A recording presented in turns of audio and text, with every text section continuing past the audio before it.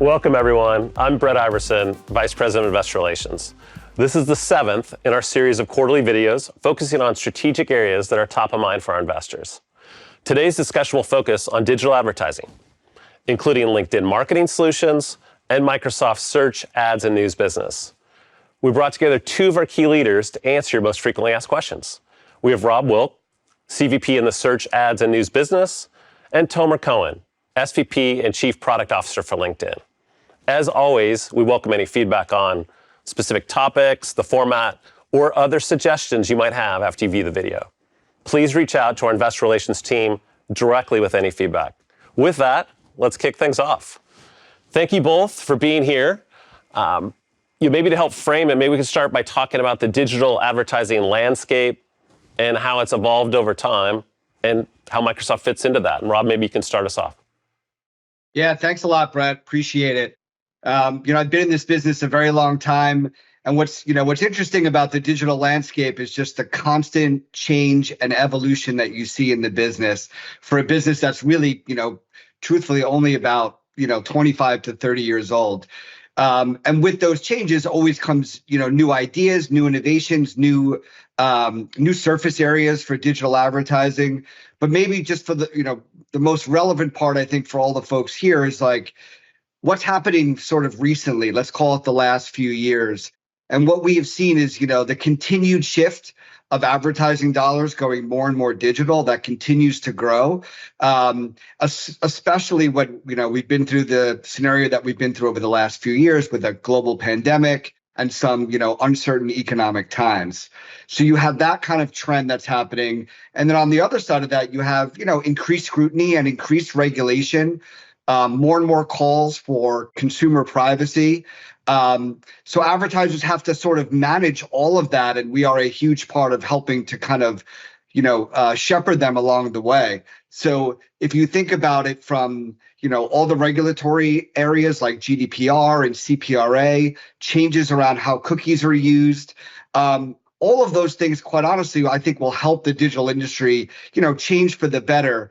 But it does start to make people think about how they're going to have to reorganize, reshift, rethink their strategy. How do you react to changes like what Apple came out with, their ATT, which asks consumers to say, hey, do you want us to track you, from app to app? So because of that, you've got consumer behaviors that's also changing, where they buy, how they buy, what are their sources of information in order to make those purchasing decisions. And one of the things that we like to say is that, a lot of consumers have gone from going shopping to almost always shopping. Surfing retail apps and websites is almost like a form of content consumption now. And then you've got the rise of connected TV, including what they call AVOD or advertising video on demand, SVOD, which is subscription video on demand. Those are booming right now, and the opportunities for advertisers, will only grow over the next few years. And last thing I would say is one of the huge trends that we've seen recently is this idea of what we call retail media, or basically retailers using their inventory to sell advertising. So it's most commonly known right now, if you go to a company like Amazon and you search for a product, you'll see that product is actually sponsored. So advertisers are sort of battling for what we would call the digital shelf space all over the internet. So for us, we look at all of those trends and we think about how our investments, need to go and capture some of those trends and some of the other areas that we're investing in. We'll talk about later on, but we're trying to look at those trends and make sure that we're way ahead of them. Yeah, the always shopping reference definitely resonates in my household. So Tomer, what can you add to that for us? Yeah, so taking a step back, we're really at an inflection point right now. So as Rob mentioned, digital advertising has gone through substantial changes over the last few years. And this has been especially true in B2B advertising, which traditionally has been slower to adapt to the market, but that's no longer the case. So the role of marketing identity, greater focus on privacy, have rise of AI technologies that are getting stronger and stronger, that really allows for a personalized experience that accelerated the need for B2B advertisers to think a lot more digitally for them to stay competitive. Now, this goes well beyond ad spend. When we talk about B2B marketers using both organic and paid offerings, they build relationships with buyers, in a sustainable, personalized way over time. They're adapting their strategies to focus on the needs of the B2B buyer, who basically has a very different buying journey than your classic B2C buyer. When you take a look at Microsoft with its massive professional network on LinkedIn, it's well positioned to capitalize on those changes. We provide marketers with the ability to reach over 875 million professionals on LinkedIn, and then they can actually start building strong communities of customers and prospects through those tools. They're able to reach, engage them in the right professional context, which is critical for B2B, in a safe and trusted platform. Thank you both. With this evolution of the digital advertising industry, how do you think about the total market opportunity? Our investor crowd's always curious about that, and Microsoft's role in the future of digital advertising. Rob, maybe you could help us with this one. So let me start with the big picture here. Earlier this year, we reported that advertising across Microsoft reached a $10 billion milestone, excluding traffic acquisition costs, or what's more commonly referred to as Rev ex-TAC. Outside of China, which has a little more opaque reporting, we have the world's fourth largest advertising business based on gross revenue. That's bigger than Snapchat and Pinterest combined. In fiscal 2022, LinkedIn Marketing Solutions surpassed $5 billion in gross advertising revenue for the first time. So beyond being a talent business, LinkedIn is also a top 3 player in B2B advertising as measured by revenue. Our breadth of advertising solutions are growing, allowing us to help marketers equally well during times of economic growth, but also in times of slowdown. With investments in search, retail media, ad marketplaces that power the open web through Xandr, and our partnership with Netflix, we are positioned to continue succeeding in capturing a growing share of that 600 billion plus digital advertising industry. I like how you size the total TAM as well as our size, because I think when we first put that out, it's a good reminder to the audience, because people were maybe a little surprised and definitely excited when they heard the size of advertising collectively across the company. So thanks for that. So we've talked a little about the growth we're seeing in advertising. We've seen that specifically in both LMS and search. Could you help our audience understand what's been fueling that? I'd maybe love to hear from both of you on this, and Tomer, you can kick us off if you would. When it comes to LinkedIn Marketing Solutions, there are really 3 main factors driving that growth. So first, the B2B space is on fire. So if you look at the 10 most successful tech IPOs in the past year, all but one was a pure B2B play. And there's so much growth in this market segment, and companies are increasingly looking for creative ways to actually reach and engage their buyers. Now, we're supporting that growth by offering new ad formats like conversational ads, but also other innovative solutions to help them get creative about the way they engage with buyers. Second, our focus on the B2B buying journey is also fueling a lot of growth. The B2B buying journey involves multiple stakeholders, sometimes up to 10, in what we call the B2B buying group. It takes multiple touch points over a longer period of time when you compare it to B2C. B2C can take a day, can take half an hour to make a transaction. In B2B, it could be from months to quarters to even over a year. And our unique professional data set actually allows us to help B2B marketers better understand buying behaviors, better understand how to target the right professionals, and ultimately drive more effective campaigns. The last part is, we know a lot, we hear this from marketers all the time, they need ways to show progress, how they actually measure ROI, especially in today's environment. In fact, 90% of marketing leaders, they say that making sure their CFOs understand the value and the ROI of their campaigns is key for them to secure future marketing spend. That's why we're investing in technologies like Cleanroom that allows them to provide an easy-to-use, secure environment for data analysis. We're launching a new tool called Revenue Attribution Report that basically ties campaign effectiveness all the way to companies' revenue and growth. Yeah, as a finance guy, that marketing ROI, I can definitely tell you, is super important to be able to show them. So I'm glad you mentioned that. So Rob, what would you add on here? There's a number of things. We've been making investments that have uniquely positioned us to be one of the few key monetization engines for the web.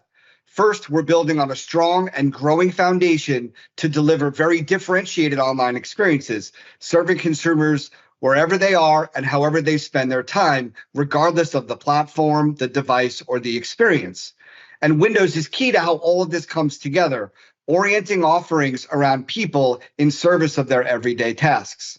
So as Windows usage continues to grow, we start to see this flywheel between content consumption and commerce strengthening and enabling us to generate new opportunities for advertisers and drive growth for Microsoft.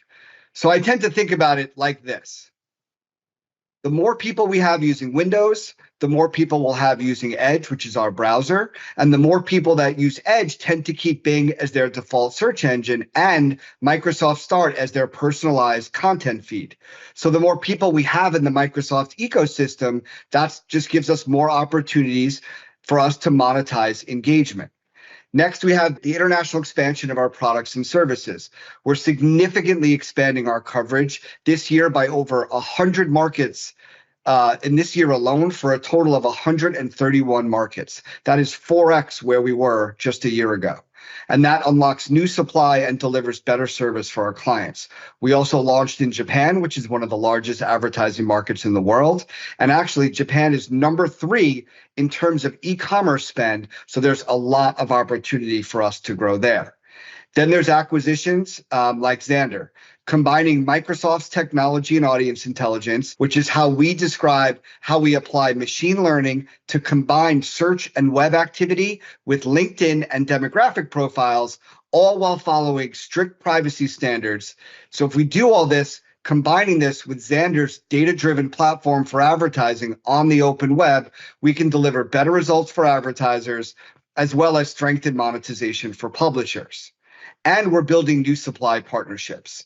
We became the exclusive sales and technology provider for Netflix, helping them to launch their Basic with Ads subscription offer by putting the power of Microsoft and Xandr together, something that really caught the interest of the industry and is creating this incredible halo effect for our business.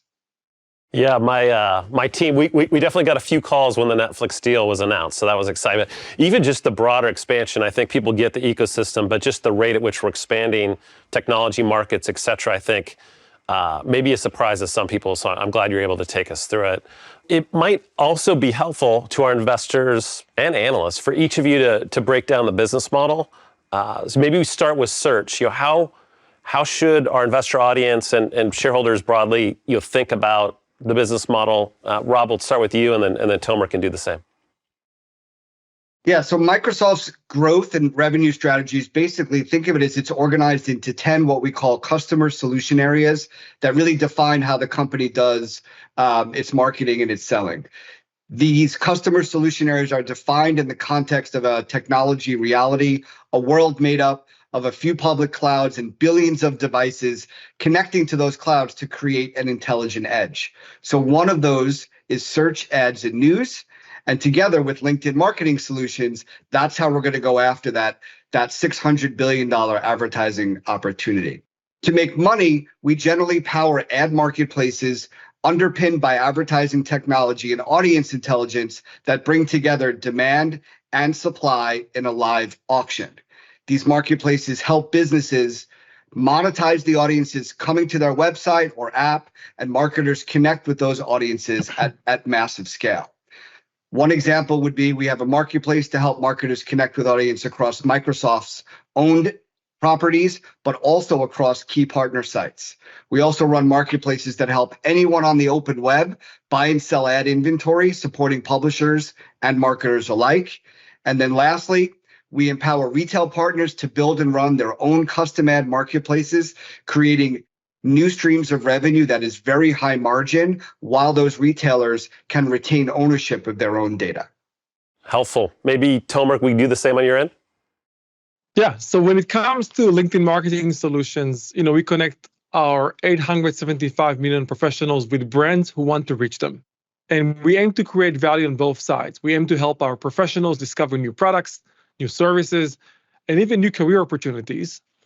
And at the same time, we're helping our customers find and engage the right audiences that best fit their objectives. Now, this could be everything from prospecting new customers and attracting new talent to the company, all done through our LinkedIn Marketing Solutions tools.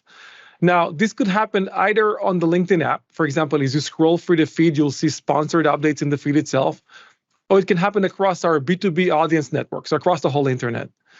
Our marketing solution business is driven by our ability to match our members to the right content, and in B2B, it's extremely powerful in real time and ultimately deliver value to customers, and we can actually measure the ROI of that impact.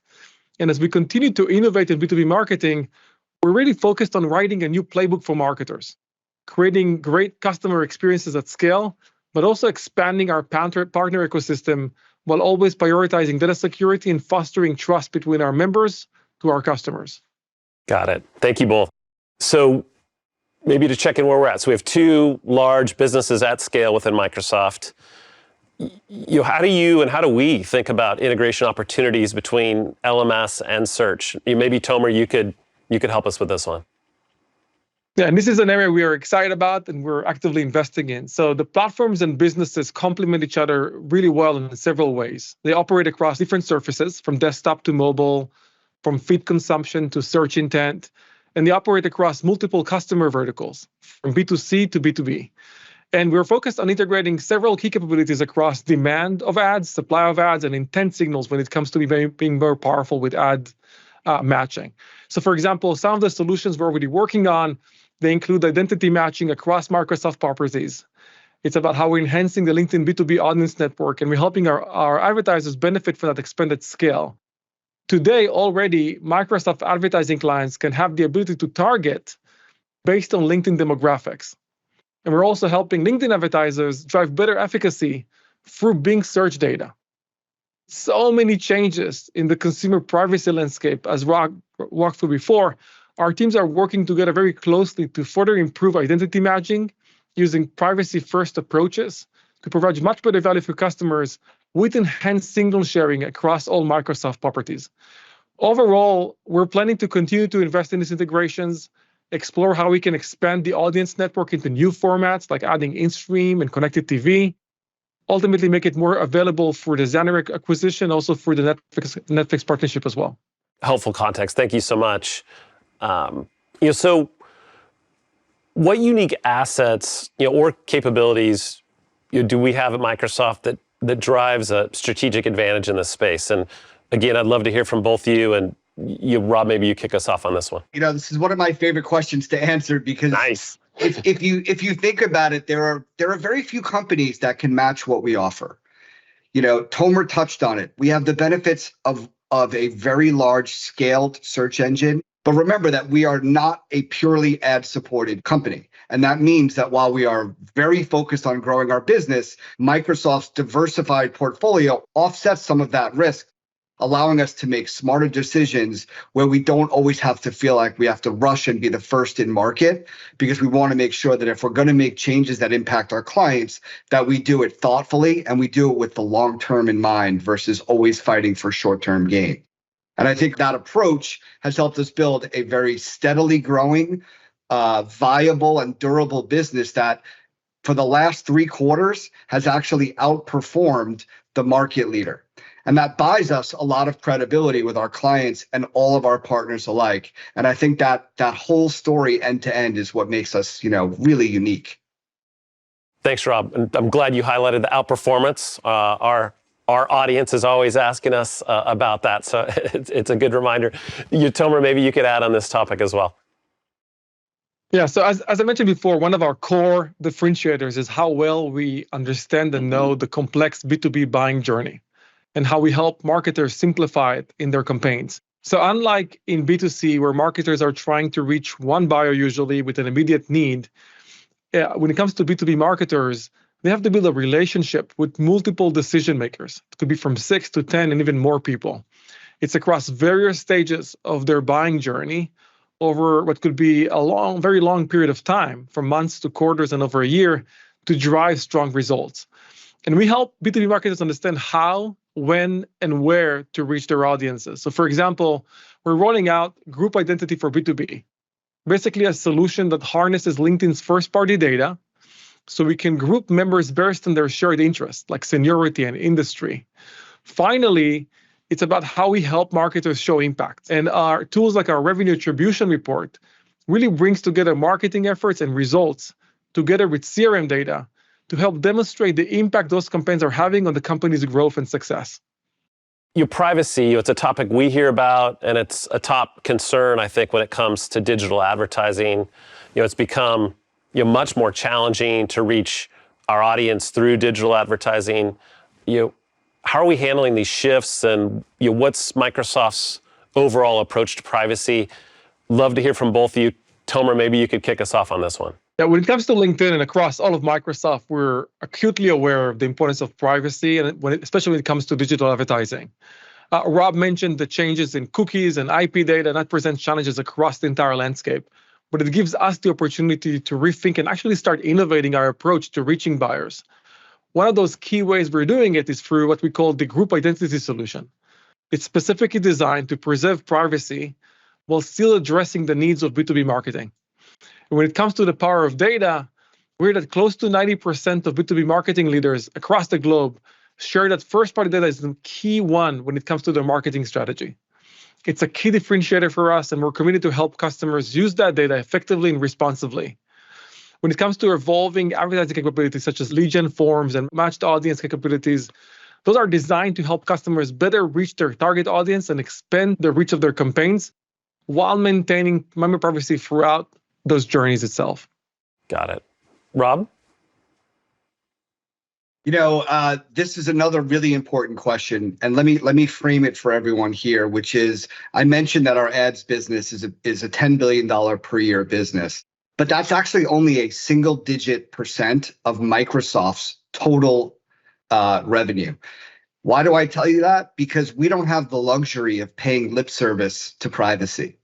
Privacy is woven throughout everything we do at the company, throughout all of our business units, whether it's Azure, Office, Windows, etc. So that part is critical for everyone to understand.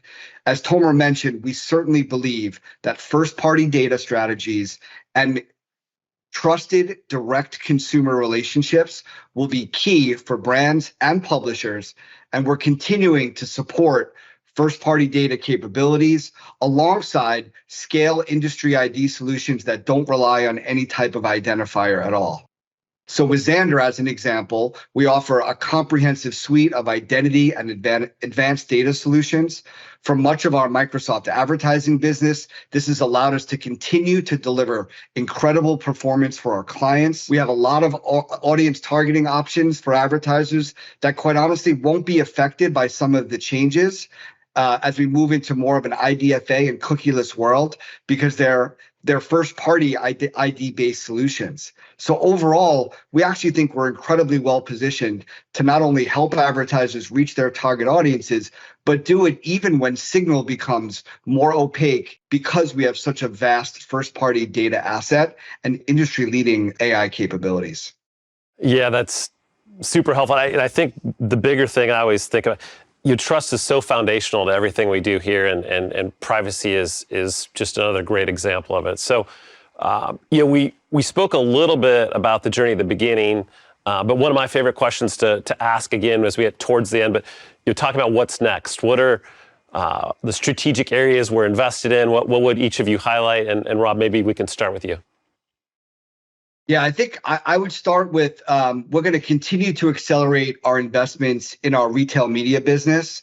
So I always love to say Promote IQ, which is the company that we acquired.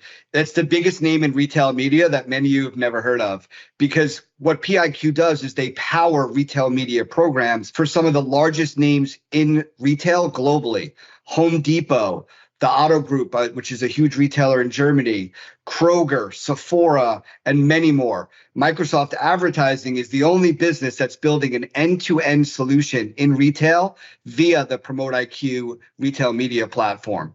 So Promote IQ will help retailers connect all of those brands with first-party audiences, whether they're on that retailer site or across the open web. So that's a big part of our strategy moving forward. Number two, I would say doubling down on what we're doing in the SMB space, or the small and medium-sized business. We have a bunch of differentiated products and solutions that are going to help them grow their business on our network, but also beyond.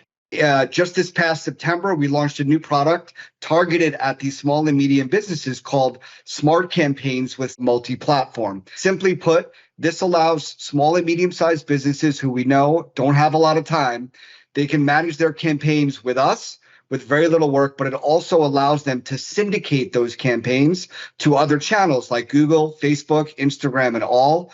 We basically have AI that does all the work for the advertiser so that they can focus on where they want to be focused, which is to run their business. Last thing I would say is we're going to continue to invest and strengthen our offerings in video and connected TV. As I mentioned earlier, Netflix chose Microsoft as its exclusive advertising technology and sales partner to support their new tier, Basic with Ads. But Xandr also has a robust supply side platform and demand side platform. And we've recently announced a bunch of new video products and capabilities that we know advertisers want. So combined, we think we can create a very compelling video offer, one that we know the market wants and needs. And all of these investments over the last few years really have uniquely positioned us to be one of the few monetization engines of significant new experiences, even in areas like the metaverse, which we know is early innings, and certainly in the gaming sector as well. Love it. And within your list, I'm really glad you mentioned AI. That's a general space across the company. I know Satya is super excited about. He's been talking a lot about lately, and I'm glad that to hear more about its role here. So, Tomer, same question to you. Yeah, I mentioned before we have over 875 million professionals on the platform, and that's growing really fast. And all of those are prospective buyers. But I haven't mentioned is we have over 61 million companies using LinkedIn Pages today to organically build their brand. So they're continuously on the platform, they're cultivating a community, they're building meaningful discussions, and they're promoting their products and services as well as openings in their company from a talent perspective. It basically builds a sustainable, personalized way for them to build their audiences on LinkedIn. And our goal is to bolster that performance, both organically and through advertising itself. And there's 3 strategic areas we're investing in: creativity, identity, and measurement. And they're specifically powerful when it comes to B2B. On the creativity side, we're investing in new ad formats, really help them connect with buyers in innovative ways. So you can think about how you can see an ad in your feed, but then directly go into a conversation and a message back and forth between the buyer and the seller or the marketer. In the case of identity, as I mentioned before, we are working to make it easier for B2B marketers to reach their target audience using professional data across multiple buying groups so they can identify key behaviors and interests. And lastly, with measurement, which is so key in B2B, we're working to help marketers measure performance more accurately and actually making sure they're empowered to share those results back to stakeholders. So this is technologies like clean room technology that better basically connects their CRM data with their own first company data, with their own LinkedIn data, as well as revenue attribution report that integrates which measures CRMs, including Microsoft Dynamics as well. Love it. Thank you. Well, so as we close out, and I'm sure some of these things each of you probably mentioned along the way, but any final thoughts or takeaways that you'd want our investor community to really walk away from this with? And Rob, maybe you could start. Yeah, I mean, look, we love the advertising business for many reasons, but one of them is that it continues to grow pretty rapidly. And hopefully you've all heard this, from listening to earnings reports. Satya has been very open and very kind of forward-leaning that Microsoft is going to continue to invest and go all in on advertising. And that's music to my ears, certainly, but hopefully it's music to yours. And just the idea that, look, we're going to continue to double down on all of the things that you've seen us do this year: new partnerships, new products, new investments, new markets. We're going to continue to be aggressive in this market because we think there's a huge amount of growth opportunity for Microsoft. Tomer? Yeah, just to build on Rob's point, I think we're in a unique and exciting position in the digital advertising space right now. From B2C marketing to B2B marketing, it's evolving rapidly. We are leading the way when it comes to helping our customers navigate this transformation. And we're excited to be leading this journey for them and being a partner for our customers to help them engage with buyers in a creative way. They can build authentic, sustainable relationships, ultimately showcasing measurable ROI back to their company and driving growth. I'm excited. I know our folks are going to be excited too. They're hearing massive TAM, strong growth, exciting innovation, all over a foundation of trust. So I appreciate and thank you both for taking the time today to offer your insights and spend a little time with us. I do appreciate it. We thank everyone for watching. As you can tell, we're excited about the digital advertising space and the opportunities that lie ahead. And we're glad we had some time to talk with you about it today. So thank you, and until the next one.